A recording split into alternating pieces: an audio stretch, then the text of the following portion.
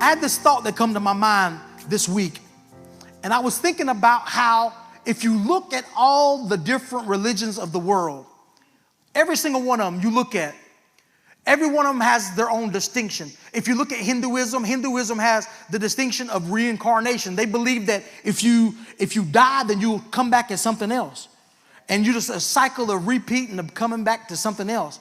And in India, and we've been to India quite a few times, in India, you'll see beggars on the side of the road, and you'll have people that walk right by them that will refuse to help them because they feel like they deserve to be beggars because they did something bad in their previous life. That's why they're suffering.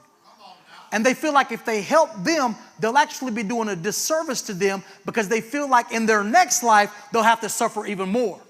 So it's better for them to suffer now than later. So they'll walk by people who are lepers. They'll walk by people who are sick. They won't have any kind of hospitality or any kind of benevolence or any of that because that's their belief system.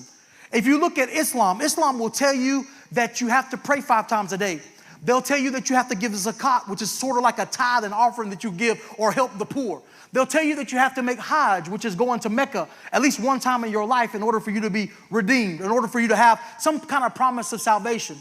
In other words, according to Islam, they teach you that it's all about your works. And I've had many conversations with people who are in Islam, and I asked them, I said, do you know you go to heaven? They said, no, but we'll know it when we get on the other side. If my good deeds outweigh my bad deeds, then I'll go to heaven.